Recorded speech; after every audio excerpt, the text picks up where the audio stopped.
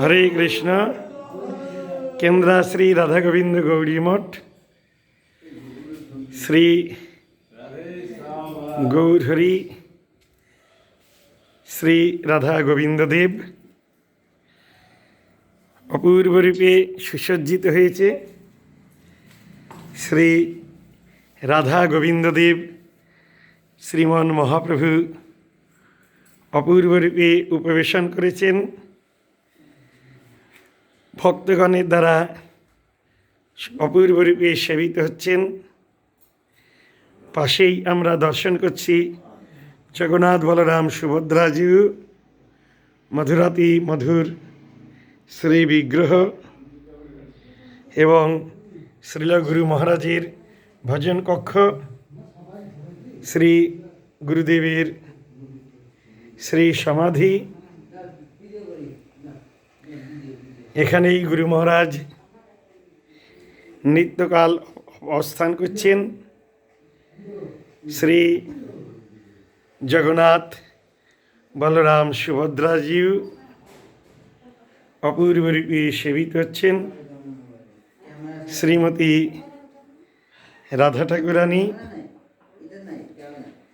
শ্রী গোবিন্দ দেবজি, শ্রী মহাপ্রভু শ্রী গোপাল দেব, গৌরহরি রাধা গোবিন্দ দেব অপূর্বরূপে আলোকসজ্জায় সুশোভিত। মন্দিরে দেখুন কি অপূর্ব ডেকোরেশন।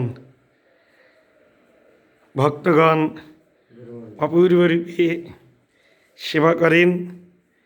শ্রী গুরুপাদ পদ্ম এখানেই নিত্যকাল এই চেয়ারেই বসে ভজন করতেন।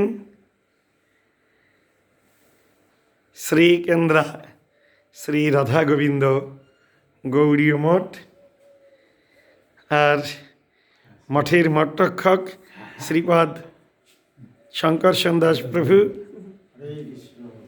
আর এখন এই ঠাকুরের সেবা পূজাতে রত এই গোকুলানন্দ। আর ঠাকুরের বিভিন্ন ফটো, তারপর গ্রন্থ, সেগুলোকে সুন্দর করে একটি আলমারিতে রাখা হয়েছে।